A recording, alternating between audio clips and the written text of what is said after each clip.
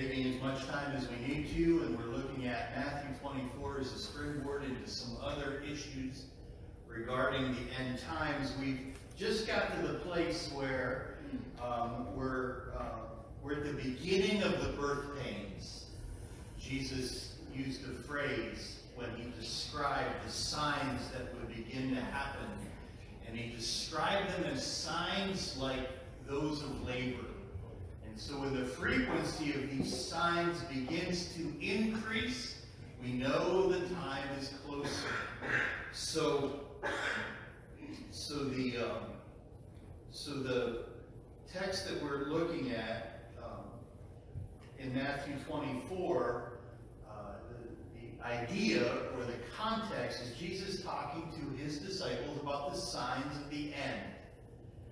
And so we're looking at those. We're going to review some of those tonight, and we're going to go further into Matthew 24 and pick up some others that Jesus identifies. And we're also going to try to construct a timeline of end-time events, just so we have it in our head. Now, there may be various views that are, in there. And you may have a view that you've just really seen in Scripture, and the person next to you may have a very different view of when something is going to happen on that timeline. Well, you know what? We don't know. I have a pretty good confidence that I'm right, or I would change my opinion. You see what I'm saying? Not that I'm right, but what my understanding falls into the category that many people accept. But I'll tell you what, if you go online, you can find just about anything about the end times. And a lot of it is just really way off. So don't go online looking for, go to the Bible and some really good resources. But, there are some way out things. And if you don't trust the person presenting it, you could find yourself just, up to your ears in just garbage that is not accurate. So hopefully we can come up with sort of a timeline about and what Scripture says. So in order to do that, we've got to look beyond Matthew, because Matthew gives us this little sliver of what Jesus is telling them, and he leaves in Matthew. It's not exhaustive. So Jesus talks about this and this and this, and then he jumps to another part of the timeline. And he never said he was going to explain the whole timeline when he answered the question that he was asked. So, it's just we have to look at all of the Scriptures in order to understand it. And part of this is we're introducing a new vocabulary. We're introducing a whole bunch of words that we've heard all of our life. We've heard things about them, if I've heard it once, I've heard it 100 times. Well, the word rapture is never in the Bible. Well, it's a word that means taken away. And so whether or not it's in the Bible, one is described in Scripture. So, just the word not being in there does not mean that there isn't a rapture. So that argument doesn't hold a lot. So we're going to look at some of these key words, and then we're going to come back and make sure we have a pretty good understanding of what these key words are. So Jesus describes what his disciples were coming to expect from the time that he ascends into heaven, and that's one of those key words. Jesus' ascension kind of kicked off, or it was kind of one of four events really there that really kick off what we are now part of. And the death of Jesus, the resurrection of Jesus, the ascension of Jesus, and Pentecost all happened within a period of about 50 days. It's a historical time. Those things happened in that order. Jesus died. Jesus rose 3 days later. Jesus ascended into heaven after telling the disciples to wait in Jerusalem. So he walked with them, and they waited for a few more days, and then the Holy Spirit came. So those things kind of are the end of one period of God dealing with men, and then we entered into the time of the church. So from Pentecost until Jesus returns for the church in what we describe as the rapture, that's where we're at now. So he's going to talk really, though, he's going to skip over that part about the rapture, and he's going to go right to the second coming in Matthew. So that's another one of these key words, the second coming. And so we'll talk a lot about those things, but when Jesus comes for the second time to establish his kingdom on the earth, his feet are going to touch the ground. When he comes in the rapture, we're going to meet him in the air. Yeah. And so the rapture and the second coming are two distinct events separated by time. And so we're going to look at a lot of those things tonight, but really the reason I'm bringing these key words in now is because Jesus is going to mention some of these things. So we're going to actually go back to Matthew chapter 24, verses 4 through 8. We talked about these last week, and these are some of the signs. Jesus answered, "Watch out that no one deceives you, for many will come in my name, claiming that I am the Messiah, and will deceive many." So deception. We're going to look at these.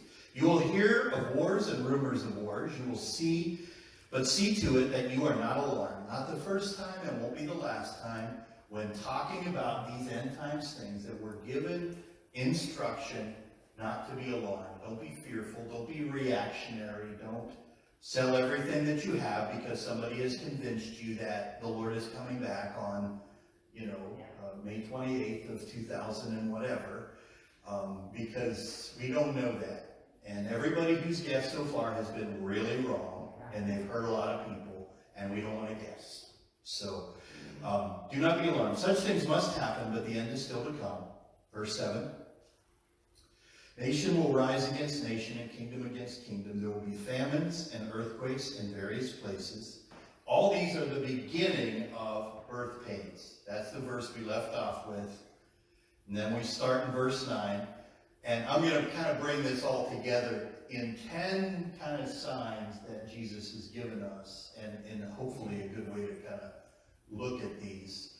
So, verse 9, "Then you'll be handed over to be persecuted, be put to death, and you will be hated by all nations because of me. At that time, many will turn away from the faith and will betray and hate each other. And many false prophets will appear and deceive many people. Because of the increase of wickedness, the love of most will grow cold." Verse 13, "But the one who stands firm to the end will be saved." Hallelujah. That's good news, isn't it? And then he kind of wraps this part up and he says, "And this gospel of the kingdom will be preached in the whole world as a testimony to all nations, and then the end will come." So there's 10 things, and you see them there. They're tiny, but I'll make them bigger in a second. 10 things, and the author of this little chart, I believe it originated with David Jeremiah. Many have heard him on TV and on the radio. I stole this from him, okay? So we're going to look at these 10 things in the order that Jesus said them, okay? So first, number 1 is deception. Just really an easy way to remember the 10 things that Jesus says are signs. Closer to the time, the intensity of these things will increase. So these things have always existed throughout the time from the ascension of Jesus until now. We've always seen people who will say, "I'm the Christ," right? But we see it a lot more often now. And I know for a fact, you can't prove me wrong, that we are closer to the time of Jesus coming than anybody has ever been before. Of course we are. It just stands to reason because, it's It's just the way it is. Second D, dissension, Matthew 24, verses 6 and 7. Wars, rumors of wars, and this increasing violence in our culture and our society. There's always been wars, but the frequency is increasing, I believe. Devastation, famines, Matthew 24, verse 7. Famines around the world, disease, pestilence, 24, verse 7. Every time you open the newspaper, they're finding a new strain of some disease, and, what's going to wipe off the planet next. If you listen to it, we know it's not, but they think it's going to. How many remember when the bird flu was going to kill everybody? Remember that big scare? And then there's been 3 or 4 versions of that. Well, then pestilence, diseases, that Jesus knew that was going to happen, and it's prophesied about. Disasters. We don't go through a year without seeing major destruction. Some friends of ours that pastored the Assembly of God Church in Newton are now missionaries not with the AG, but with another mission group, and they are in Mozambique. There was just a huge hurricane that just devastated the area, and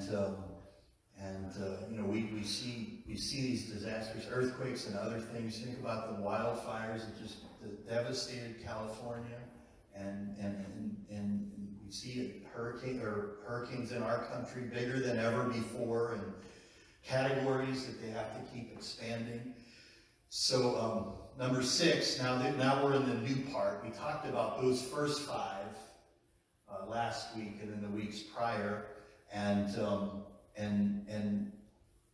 the Matthew 24, verse 9, you'll be hated for my name's sake, is the way one translation puts it. As I was preparing this, I was just, not even scrolling through, but just had Facebook up on a screen, and 4 of my friends had listed 4 separate articles regarding Christians being persecuted around the world that were all written like this week. So, one of them was about Christian persecution in a Latin American country. One was in a Middle Eastern country. One was in India. Another was in China, where they're blowing up churches in China, where they were giving them some freedom, and now they're cracking down. One of the headlines that just happened across my desk this week said Christian persecution is worse today than it's ever been in history. And so more in terms of the amount of Christians who are being persecuted for their faith, more Christians are being persecuted today than shortly after Jesus left, and the massive persecution spread the gospel around the world. Isn't that incredible to think about? So these things are happening. And the martyrdom is part of that. Disloyalty, number 7, Matthew 24:10. People betray and hate one another. The translation that I read, at that time many will turn from the faith and betray and hate each other. So there's a falling away, as well as there is a great end time revival. That's going to be one of those other key words that we look at. What is this end time revival, and what is this great falling away? So you have both, and along with that you have Matthew 24, verse 11. Many false prophets will appear and deceive many. So delusion. Jesus talked about deception, and he's saying I'm the Christ, and then you've got false prophets who are just putting lies out there. Isn't that the enemy's scheme? It's just a lie about everything. And so delusion, it's one of these signs that's going to increase in intensity as the coming of the Lord gets closer. Defection, turning away from God and each other. Verse 12, because of the increase of wickedness, the love of most will grow cold. We live in a pretty heartless world, don't we? And that's why I can't watch the evening news very often, is because what people will do to each other. And you know what we've done? We've put it on daytime TV, and there are people who've made their career based on pitting two families against each other just to talk about their business. You know, have you ever seen one of those shows, Jerry Springer, or even the court shows where people come and fight in front of Judge Judy or whoever, and just the wicked, evil things that people say and do to and about each other, and you know, it's like a country western song being lived out there for everybody to see, and so we know this is the world that we live in, and then at the end they'll all claim to be Christian, you know, and it's fun. So and then that verse that I love, Matthew 24:14. And this gospel of the kingdom will be preached in the whole world as a testimony to all nations, and then the end will come. So the first 5 of these we looked at in the first week, last week, and then the second 5 we looked at in verses 9 through 14. And Jesus then moves from these general signs to a very specific event that will take place, and again, it's not in sequence, but it is what he brought up. So we're going to look at it and then use that as a springboard to kind of fill in the gaps from other places in Scripture. Does that make sense? So Matthew 24:15, Jesus has just said these are the signs, because he's answering a question that really is 3 questions. Because the disciples said, early in this chapter, look at these buildings, and Jesus said, well, not one of those buildings is going to be standing on another. Everyone's going to be taken down, which happened about 70 years later, or about 40 years later. And Jerusalem was overcome, and the temple was destroyed. The disciples said, when will these things happen, and what will be a sign of the end of the age? So when will this happen was the question, and he answers, you know, kind of in general terms, and then he kind of gives us the big picture in these 10 things that we've just looked at, just kind of a way to help remember those, as they all began with a D, and they're all in those verses in that order. But verse 15, and you've probably already seen the phrase here, so when you see standing in the holy place the abomination that causes desolation, spoken through the prophet Daniel, let the reader understand. So that's important for us to know, the abomination of desolation.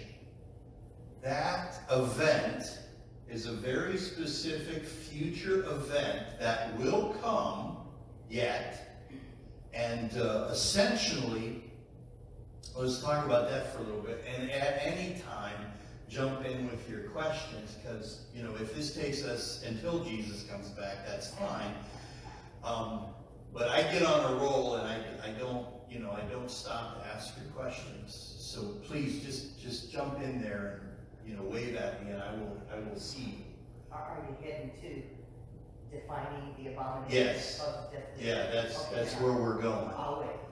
So if we identify one of these key words like the ascension, we're going to find a place for it on the timeline.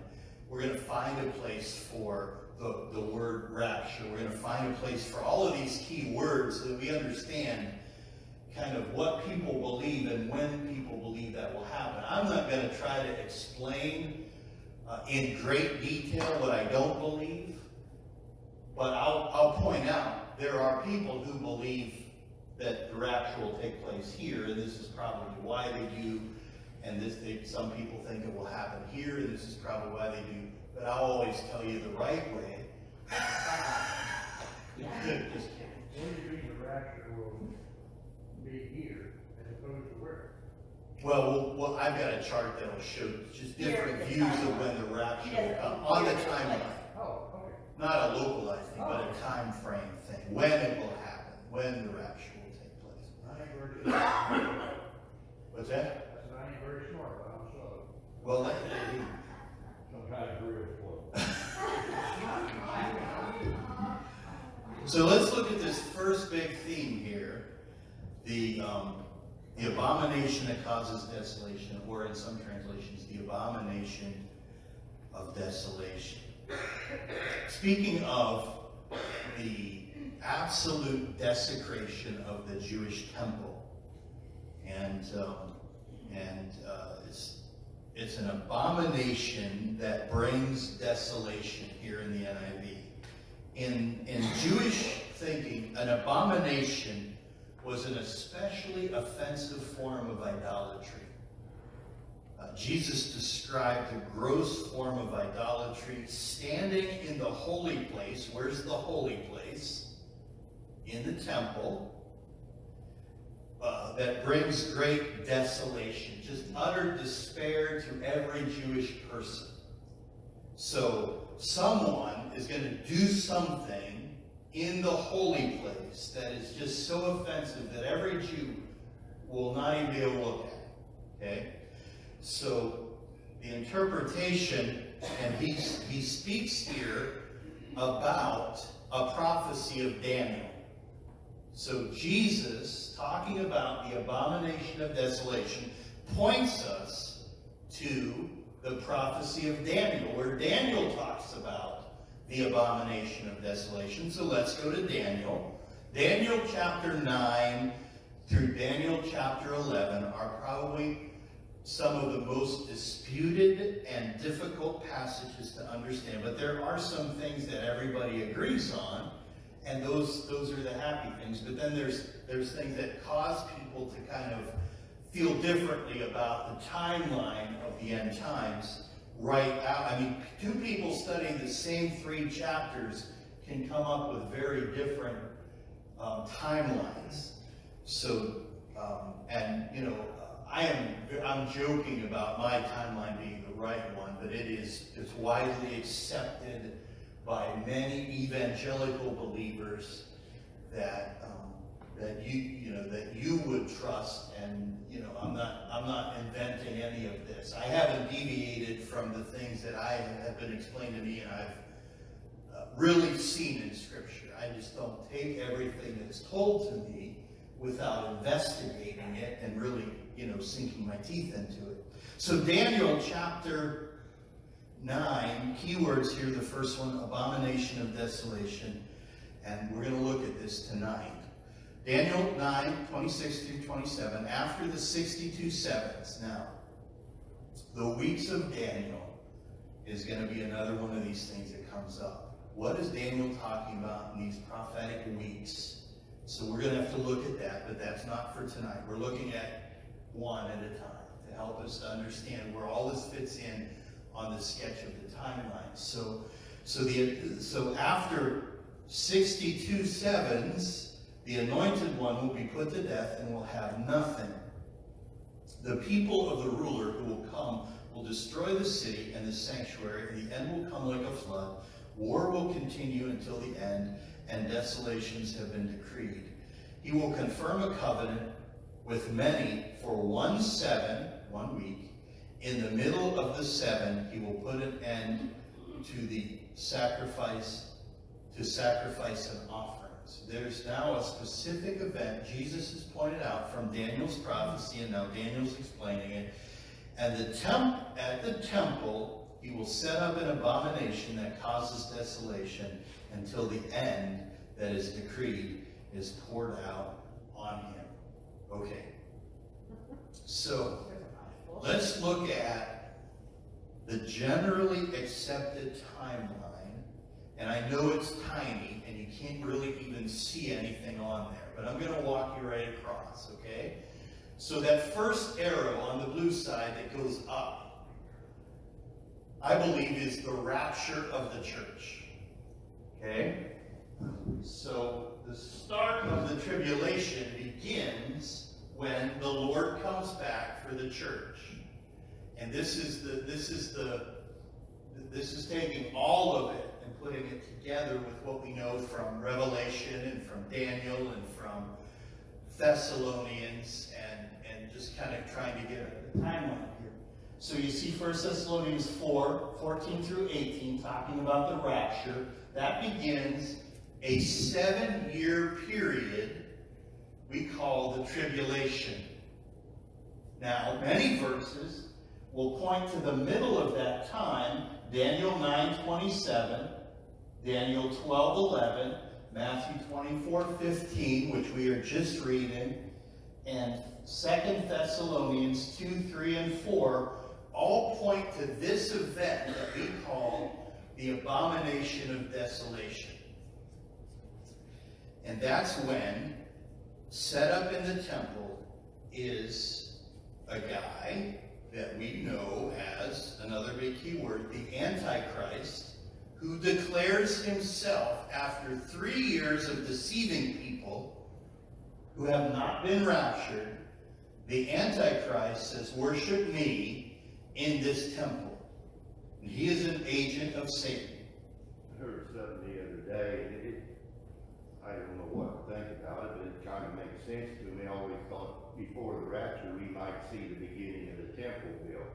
But he said he could see the Antichrist after the rapture takes place. And he tells the Jews, he said, let's build this temple that you've been wanting. Then I'm always thinking, okay, they built the temple, and all the time in his mind he's thinking, I'm going to go in there and take over it. Well, and that's, he does bring peace. You see, a 3.5 year period where the Antichrist is ruling and he's deceiving people, and for all practical purposes, now that those Christians are gone, things are going so well, and we've got this tremendous false sense of unity that's happening in the world, and this leader emerges, and he's smiling, and he's happy, and for 3.5 years, he's just deceiving people. And when we get into the specifics of how this is going to happen, more people have been proven wrong than right to this point, because none of it has happened yet. So we've got this 3.5 years where the Antichrist is rising to power, consolidating all of the world religions, and then halfway through, he sets himself up in the temple in Jerusalem, which right now has what on it? The Dome of the Rock. So all the Muslims are going to go off when that building is replaced with a temple where Jews can worship. And so now everybody who has been at peace and has come together is just livid. And that's when the Great Tribulation begins. And then we're not even there yet, so we've got Armageddon happening, and that's the second coming in the green. Matthew 24, 31 and 30 and 31 talk about Jesus coming back, or the second coming, when his feet hit the ground and he declares his kingdom. Jim? If I'm right, this is the only timeline that we ever got in the scripture when you see peace in Israel, 7 years. Yeah, well... We know where we're going to be at. Well, and some people say that peace will come to Israel, and then there's three main views, and we'll look at these at the end tonight if we have time.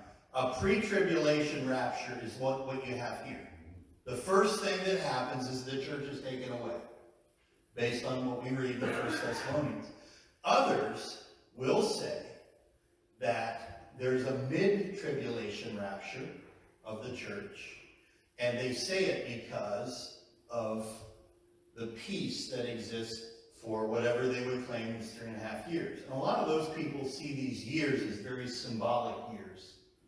Might be a year, might be a generation, it might be, an undetermined period of time. So they are looking for the abomination of desolation to say that's when Jesus is coming back for the church. When the Antichrist reveals himself, that's the mid-trib view. Then there are others who say Jesus is only coming once. He's coming at the end, there where the green Armageddon is. He's going to get the church behind him, and then he's going to come back and fight the enemy. Those are post-tribulation rapture people. So there's three basic views. I'm a pre-tribulation rapture person. I've looked at all the others. I've studied the verses that they look at. I've looked at their arguments about a pre-trib rapture, and I just do not see it in Scripture. And so, what we do know is that in the middle, because Daniel very specifically will give us that it's going to be in the middle of the tribulation, in the middle of the 7 years. This is what's going to happen, and that's the abomination of desolation. Another key word we're going to have to look at eventually is this Antichrist. And everybody, as much as people want to pick when Jesus is going to come, they want to pick out who the Antichrist is going to be. I remember being in 7th or 8th grade, and Rhonda and I attended a charismatic church, had started a school. So we both went to Assembly of God churches at one time, and the charismatic church in the area had bought an old Catholic school. It was a big Christian school, as big as Red Hill. You know, I mean, it was a good, I mean, we graduated with 34 people. At one time, there were 500 students in this school. So you had people from all over, but most of them came from the charismatic flair. And I remember being in 6th or 7th grade. It was about the time Ronald Reagan was first running for president. And who was he running against? Pat Robertson. So a lot of those folks thought Ronald Reagan, when he beat him out for the nomination, was the Antichrist, because he beat Pat Robertson. And you know why? Because he has 6 letters in his first name, and 6 letters in his middle name, and 6 letters in his last name. And I heard that, and I thought, Ronald Reagan, oh. And then I went, Robert, I have 6. And my middle name, Daniel, has 6. And my last name, Thomas, has 6. And I thought, oh God, not me too. So, I mean, their whole thinking was that Ronald Reagan was the Antichrist because he had 6 letters in his first name. And I'm sitting there thinking, you know what? I have 6 letters in my first name, and my middle name, and my last name. And Ronald Reagan has come and gone, and he was not the Antichrist. So, one of the things that we need, and this isn't a key word as much as it's just a little bit of background. Sometimes a prophecy means something to the people who heard it the first time, but it also has a far-off meaning. So let me give you an example. At the time in Isaiah, when it was prophesied that a virgin would conceive a son, or a son who would be raised up and be a deliverer, there was a young lady who was not a virgin, but she was a young lady who gave birth to a son who then went on to free Israel to some degree. It was a lesser fulfillment of the prophecy. Then Jesus came and fulfilled in its entirety the prophecy. So the prophet Daniel refers to this abomination of desolation. We can see it in the middle of the tribulation on our chart here. He refers to this event, or this key word, 3 times in Daniel 9:27, 11:31, and 12:11. And he describes an event that has already taken place.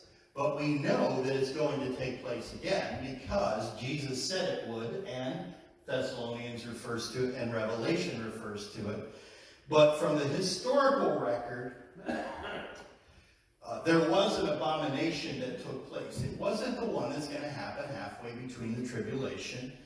And we have to understand these things because a lot of people that say everything that Jesus talked about has already happened are not accurate, because everything, you could find places in history where some of these things happened, and what happened about 175 years before Jesus, there was, and history tells us that there was a Syrian king who ruled over Israel.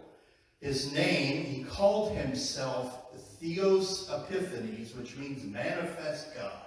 So he was a crazy person. All of his enemies named him a madman or an insane one. So they played on his God complex, but he was totally nuts, and he went crazy because a Jewish rebel named Maccabees, and that should sound familiar, because in the Catholic Bible there is an apocryphal book that is good for history, but it's not inspired, that talks about the Maccabees. And he was a Jewish rebel who fought against this Syrian king, and you might even have seen movies about it.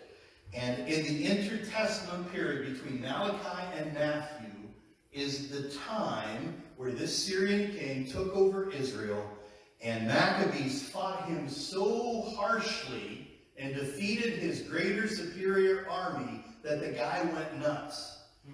And was literally, just a crazy person by the end of his life. And so, but during his reign and before he went crazy, he slaughtered Jewish men, sold their wives into slavery, tried and did not succeed to obliterate the Jewish religion. He was definitely a tool of the enemy. This guy, this Syrian king, and he went into the Jewish temple and sacrificed a pig and made the priests eat that flesh. So that was a serious, blasphemous desolation that took place in the temple. And he put up an image of himself. He thought he was Zeus. You heard of Zeus? So the Greeks really did worship the god Zeus. He thought he was Zeus, just kind of walking around, and that horrible defilement was a preview of what the Antichrist would do. So it was a small sliver of what the spirit of Antichrist can do in the world that we live in. That man was possessed by evil, right? I mean, and there are people in our world that are just so totally evil. We've got to conclude that they're controlled by Satan. He was. So he sets himself up as God, demanded that they worship him, put an altar to himself in the temple in Jerusalem, and then eventually he was overthrown, and Israel cleaned that place out and began to worship again. When the Antichrist, Thessalonians calls him the man of lawlessness, appears on the scene, and this is one of our key words, and this is why we're talking about the fact that sometimes a prophecy will have a kind of a two-part fulfillment. 2 Thessalonians 2, 3, and 4, concerning the coming of our Lord Jesus and our being gathered with him, we ask you, brothers and sisters, not to become easily unsettled or alarmed. There's a theme there, right? Don't be alarmed. By the teaching allegedly from us, whether by a prophecy or word of mouth or by a letter asserting that the day of the Lord has already come. Don't let anyone deceive you in any way, for that day will not come until the rebellion occurs and the man of lawlessness is revealed, the man doomed to destruction. You know how I know it wasn't that abomination that Jesus was talking about? Because it happened before he said that it would happen again. It's kind of simple. So he'll oppose and exalt himself over everything that is called God or is worshipped. So he sets himself up in God's temple, proclaiming himself to be God. Now back at Daniel. Now remember why I said it fits on the timeline in a perfect way. From the time that the daily sacrifice is abolished and the abomination that causes desolation is set up, there will be 1,290 days, or 3.5 years. So if you do the math, 129, factor in leap year, you'll get to 3.5 years. And so Daniel prophesies when the abomination will come, and that is one of these fixed points where almost everybody can see that believes that these things can be interpreted as events that will happen and not symbolic things that don't really matter at all. And so for centuries, there was very little understanding that Israel would ever be a world power. How many lived and were aware of, I'm just ignorant. I can't figure out the decades in my head. How many were consciously aware when Israel became a nation? And that really was a sign for the world to see. That was in 1948. And for centuries, that small presence of Jews that always lived in Israel was never going to be able to reestablish worship in a temple there. The Muslims had come in, they put the Dome of the Rock, they had much more powerful weapons, much more influence. This little tiny band of the remnant that remained loyal to Judaism that lived in Israel throughout the decade, there was no one that said that group is going to become powerful enough to build a temple with all these Muslims surrounding them. But in 1948, what happened? There was a state of Israel. And from that point on, we've really been able to see. And so, I've only got a couple of slides left. Let the reader understand. So what we're studying is important. And Jesus tells us, let the reader understand. So I think he is knowing that we're going to be looking at this and reading about what he's saying and knowing what's happening. And there are some things we need to understand.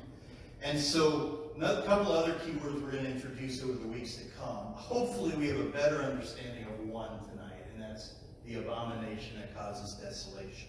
When the Antichrist sets himself up in the temple in Jerusalem to receive worship from the world, that's an event that Jesus has prophesied about.